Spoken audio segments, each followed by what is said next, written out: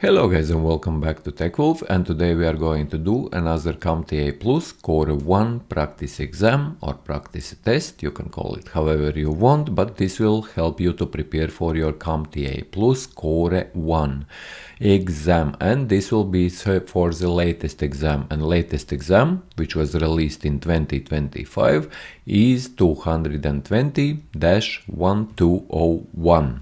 But before we jump in guys, I would like to do a little bit of promotion of myself. So first, if you are interested to do these practice tests for yourself, I have a course here on Udemy. Let's click into my account. And here, if you go into my account, here you can find CompTIA Plus Core 1 and Core 2 practice tests, and there I have 1243 questions which you can do for yourself, and those are also multiple choice questions. And I have there other courses. If you are interested, you can go and check them out as well. So if you are interested to watch these videos on different practice tests, on different examinations, click on TechWolf under this video. It will lead you to my channel's homepage, and here you will find on the very homepage many different playlists for the many different exam practice tests or practice exams. As you see, I have there for Tech Plus, for CompTIA Plus Core 1 and CompTIA Plus Core 2, network security, and many other different practice tests which you can watch. Let's get into it, and we will be doing this practice test for Skill Test Pro. Like I'm mentioning in my videos, I believe that this is one of those websites which has most up-to-date to the latest exam objectives, exam practice tests.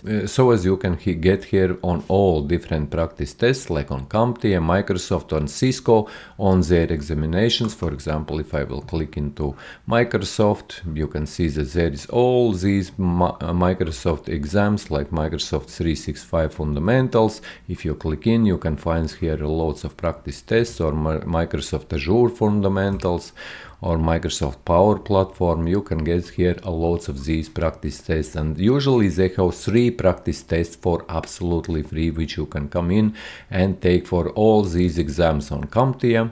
Like as you can see, if you click into CompTIA, there is like Tech Plus exams, there is like Core 1, this is Core 2. If you are interested, there is Network Plus and Security Plus, and all they have lots of different practice tests or practice exams where you can practice for yourself. And like I'm mentioning in my videos guys, before you even start or go in or approach the real exam, you should practice and do these tests before you do it. Especially in CompTIA's exams are so expensive. They are about $400 or $450. It depends on where you are from, but do them before you take these real exams, so you don't waste your money and then waste it again. And at the end anyway, you will have to do these practice tests. As if you watch YouTube videos, you will notice that all people who have passed these, especially CompTIA exams, they have taken a lot of these practice tests before they approach the real exam. So no further ado guys, let's get into it. A user reports that their laptop screen is black, but the laptop is powered on. So screen is black, but laptop is powered on. Connecting an external monitor shows a display. What is the most likely cause? Incorrect firewall settings, corrupt audio driver, faulty laptop screen, weak Wi-Fi signal, or printer misconfiguration. And here the correct answer is faulty laptop screen, as if an external monitor works but the built-in screen does not, the laptop screen may be faulty. And next question. A technician is troubleshooting a laptop that is overheating. The fan is running at full speed, so the laptop is overheating, and we can hear that fan is running at full speed. What should they check? Blocked air vents, USB bandwidth, Wi-Fi frequency, speaker volume, or printer connectivity. And the correct answer is most likely, because we are troubleshooting the laptop, firstly it is overheating, so it is to do something with the heating or heat dissipation of this particular laptop, and we can hear that sign is that fan is running at full speed. What should they check? So what we should check as the technicians?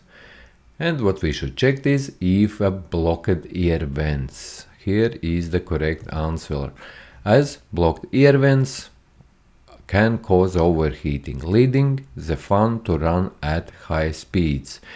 And in other scenarios, like I was mentioning previously, if you get that question as well, computer might also be shutting down after 10-15 minutes. If you get that computer is shutting down, it is overheating, or if you hear that fans are running at a full speed, that is most likely the overheating problem, as our computers, laptops, PCs, they have built a system that if they are overheat to some level, they are simply shutting down themselves. That is another thing what you should know about overheating. A user is experiencing lag when playing online games. So we are playing online games and our computer is lagging for some reason, but their internet speed is fast. So we can check internet speed, for example, by using some online provider to check what is our upload and download speeds. What should the technician check? Network latency ping, monitor brightness, printer queue, audio latency, CPU temperature. And like I'm mentioning and trying to mention every video, guys, whenever I'm making these videos, because I know that many of you who will be watching them are absolutely new to tech or will be watching these videos for the first time. When you are approaching these types of questions, whether you are practicing, whether you are taking a real exam, firstly read the question and understand the question.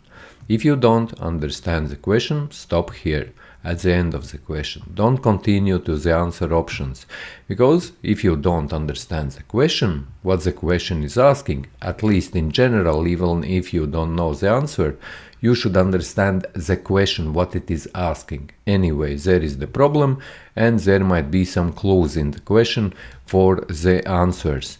And only when you understand the question, then go through the answers. If you will read the question, you will not understand the question, you will read the answers, you will not understand the answers because you didn't understand the question, you will just create a chaos in your head, and this will make your answering, and this will make the answering of this question much longer, because you will have to go back again and again read the question and again start by understanding it.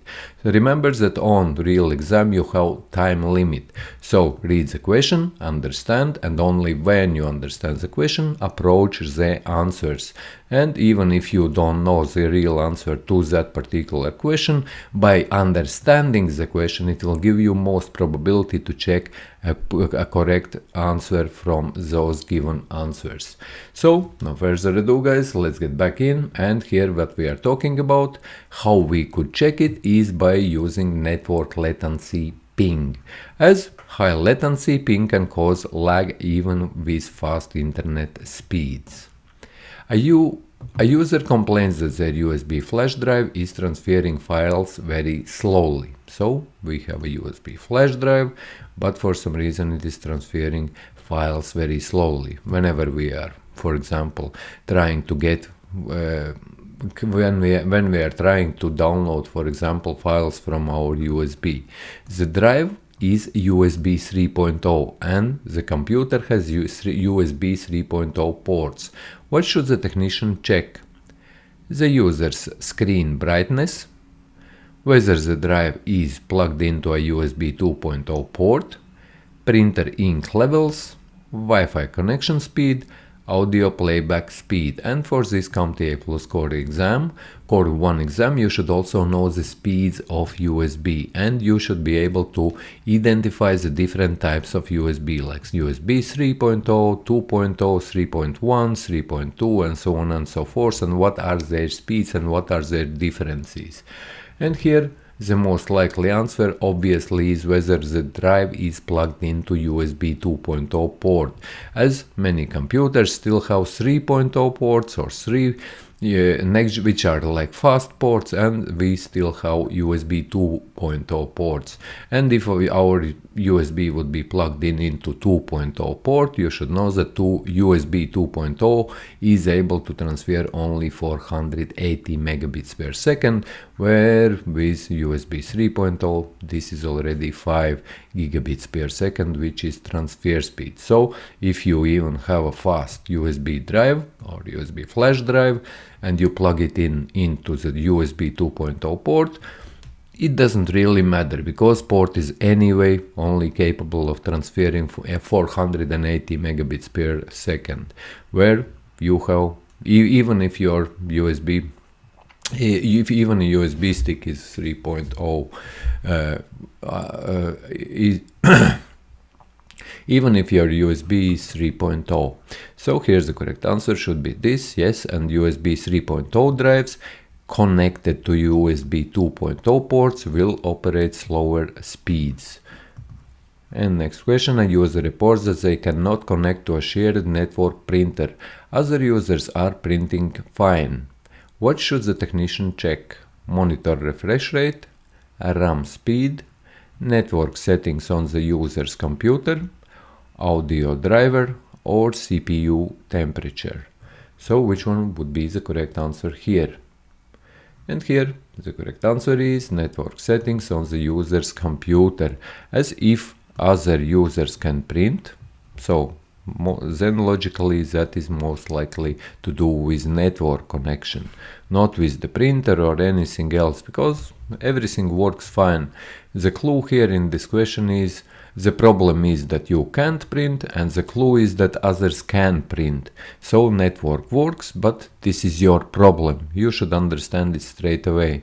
And as it says here in explanation, if other users can print, the issue is likely with the affected user's network settings. A technician replaces a failed hard drive in a computer, but now the system does not recognize any bootable drives. What should they check first? BIOS boot order, Wi-Fi settings, printer spooler, monitor color profile, or audio drivers. And here again we should understand the problem. A technician replaces a failed hard drive, so we had some hard drive and we are replacing it in some particular computer, but the system does not recognize any bootable drives. So this drive has to be booted, but our system for one or another reason doesn't recognize it. And here you should know why we need BIOS in our computer. If you understand why we need BIOS, you would be able to understand the answer to this question, as BIOS is to do with our hardware, with checking our hardware before even operating system is getting loaded from our hard drive. So BIOS main thing on motherboard is to check all components whether they are operational, and only after they are operational it will start loading operating system. So here BIOS boot order, Wi-Fi settings, printer spooler, monitor color profile, audio drivers. Most logical answer is here with BIOS boot order, as if the BIOS is not set to boot from the correct drive. This is another thing, that BIOS is booting from different drives, and you can set by default BIOS will be booting from the very first hard drive which is on your motherboard, if it will not be set to any other drive, and you can change from which drive you would want to boot operating system on your motherboard, and you can do it in your BIOS. And if the BIOS is not set to boot from the correct drive, the system may not find a bootable device, so it will not be able to boot that particular device which you are trying to replace, and in this scenario this is a hard drive which you are changing. A technician is troubleshooting a laptop that will not turn on, so for some reason problem, search for problem. Problem is laptop which is not turning on, and the battery and charger have been tested and are working. So here is the clue that this is not affected, that battery and charger have been tested and are working. What should they check next? So what should the technician check next? Printer settings, power button functionality, BIOS boot order, monitor refresh rate, or keyboard language. And here the correct answer is power button functionality, as a broken or unresponsive power button can prevent a laptop from turning on. A user reports that their laptop's battery percentage is stuck at 50% and will not charge further. What is the most likely cause? So our battery stuck at 50% and it is not charging any further. So what could be the most likely answer from all these given options, which are battery calibration issue, faulty HDMI cable, corrupt BIOS, weak Wi-Fi signal, or overloaded CPU? And the correct answer is that it is a battery calibration issue, as some batteries require calibration to correctly report charge levels. A user reports that their external hard drive is not recognized by Windows. It works on other computers. What should the technician check first? So user reports that their external hard drive or external HDD, which we would be connecting by eSATA, is not recognized by Windows. It works on other computers. However, it works on other computers. What we should check first, which could be the problem for this? Wi-Fi signal strength, monitor brightness, printer paper tray, drive letter assignment and disk management, or screen refresh rate. And here the correct answer is that we should check a drive letter assignment and disk management, as if a drive does not have a letter assigned, you know that by default or to the main disk that would be letter C in our drives, and if you would want to check it, I could actually quickly demonstrate this to you. If you open any folder at all, here on the left hand side you will find this PC. If you click into this PC, this is what drive letter which we are talking about. By default that would be C. If you would have more drives, or if you would create shared drives, you can assign also letters or letters to those drives. In this scenario we have Windows, this is C. You can change the name and you can change the drive if you want. By default this will be C, but if you would plug in some external drive, it would also appear here, and you would need to assign a letter if it wouldn't assign itself automatically. And this is what is happening here, and this question is related to exactly this scenario. A technician is troubleshooting a laptop with a non-functional keyboard. External keyboard work fine. What is the most likely cause? So the laptop keyboard is not working. However, if we take some USB or USB-C and plug in external keyboard, then we are able to interact with that particular laptop. So what is the most likely cause of this? Failed printer driver, incorrect screen resolution, corrupt Word document, overheating GPU, or disconnected internal keyboard cable. And here the most logical answer is that could be disconnected internal keyboard cable. And as you know, as we see, we are troubleshooting a laptop. So in laptop, the keyboard cable is connected under the keyboard, and sometimes it might be disconnected. And if it disconnects by hitting or dropping the laptop, then that keyboard would stop working. A desktop computer powers on, but there is no display. A technician swaps the monitor and cable, but the issue persists. What should they check next? Wi-Fi signal strength, RAM speed, graphics card installation, audio configuration, or printer connectivity. And here the correct answer is that they should check graphics card installation, as a loose or faulty graphics card can prevent the system from outputting video. And from here, guys, I will just be going through these questions and answers too, not to waste your time. So a technician installs a new SSD in a laptop, but it is not detected in BIOS. What should they check first? Screen brightness, proper SSD installation, audio driver, firewall settings, or printer queue. And here the correct answer is that they should check proper SSD installation, as if the SSD is not properly installed, the BIOS will not detect it. A user reports that their laptop's Wi-Fi is not working, but other devices on the same network are fine. The Wi-Fi toggle is grayed out. What should the technician check first?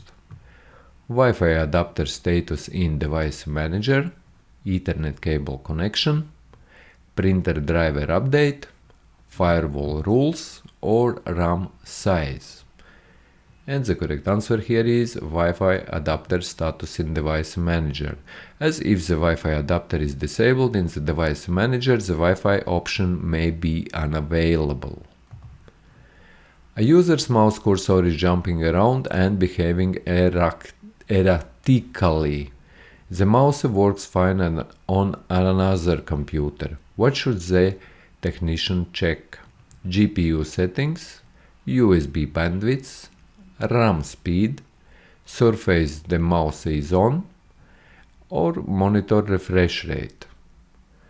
And here the most logical is that we should check the surface the mouse is on, because sometimes the surface, if we are using laser mouses, that could interact our cursor on our screens, as optical and laser mice can behave erratically on reflective or uneven surfaces. For example, if you would use on glass surface.